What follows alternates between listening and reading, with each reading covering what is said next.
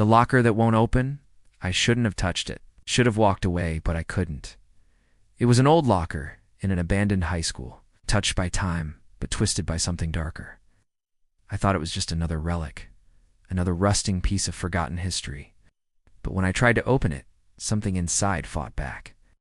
I'd been exploring abandoned buildings for years, drawn to the eerie quiet and the stories left behind. I was in tea expecting anything supernatural when I ventured into Eastbrook, just a few dusty halls and cracked windows. Eastbrook had been closed for almost 2 decades, and the city was going to tear it down in a few weeks. It was the perfect time for one last exploration before the bulldozers arrived. As I walked through the decaying halls, I felt a strange pull to the locker near the back of the school, in the farthest corner of the old gymnasium. The rusted metal gleamed in the dim light from my flashlight, but what caught my attention was the thick layer of dust around it. Everything else in the room was covered in a fine film, but this locker seemed untouched, like it hadn't been moved in years. The locker was a faded blue, its paint chipped in places, revealing patches of the dull, cold steel beneath. There was something about it that felt wrong, though. I could sense a heaviness, an unspoken history tied to it, but I dismissed it. It was just a locker. I approached cautiously and ran my fingers along the cool surface. I expected it to be locked, as most of the others had been. But to my surprise, the handle turned. The latch clicked. For a moment, I hesitated. The sound of the latch was louder than it should have been, cutting through the silence of the abandoned school. I swallowed hard, telling myself it was just an old locker, nothing more. Pulled. The door didn't open. It should have. The latch had been released, the handle turned freely, but the door was stuck. Didn't make sense. I tugged harder, but it wouldn't budge. My heart rate quickened, a slight unease creeping into my chest. I tried again, gripping the handle with both hands, bracing my feet against the floor. But the door remained shut, as if it were welded in place. A strange shiver ran down my spine. I moved closer, pressing my ear to the cold metal. I expected to hear the typical sounds of an empty room, maybe the creak of an old building, a gust of wind through broken windows. But instead, I heard something I couldn't explain.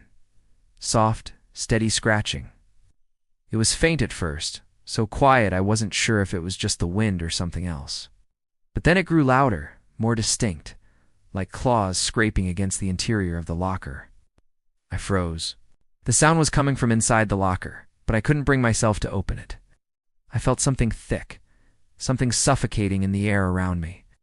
I couldn't explain why, but I knew that whatever was behind that door didn't want to be found. I shouldn't have been there. I glanced around the gymnasium, my breath shallow. There was nothing. No other noises, no other signs of life. Just me and the locker. I took a step back, almost in a trance, and the scratching stopped. My mind raced. What the hell was that?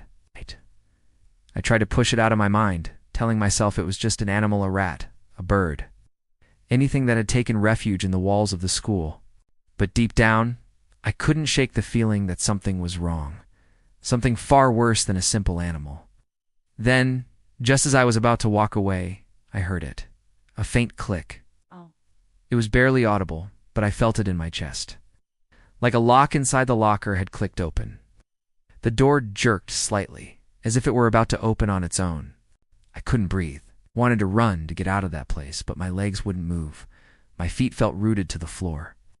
I reached out, hand trembling, and touched the handle again. This time it opened. Slowly, painfully, the door creaked open. The sound of it scraping against the rusted hinges made my skin crawl. There was a sickly, stale smell that wafted from within. It didn't smell like a forgotten school. It smelled wrong.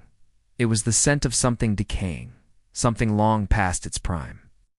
I forced myself to peer inside, my heart pounding in my chest.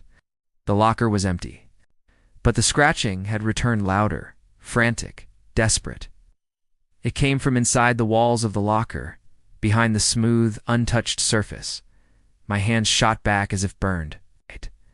I didn't know what I expected to find, maybe old school papers, maybe the forgotten belongings of some student. But not this. There was nothing. And yet, couldn't shake the feeling that something was in there. That whatever had been scratching, Whatever had been locked away was still watching me, waiting. The door slammed shut on its own. I jumped back, stumbling as I nearly fell. My mind raced. The locker was locked again, the handle stubbornly in place. I couldn't explain it. It wasn't possible. The handle, the latch, the sound of it, all nothing made sense. But the only thing that made sense was that whatever had been inside didn't want to be found. It wasn't done with me yet. I ran out of the gymnasium, my footsteps echoing in the silence. I didn't look back. I never went back to Eastbrook High after that day, but I can still hear the scratching sometimes. It's faint, like a memory I can't quite shake. The locker is still waiting.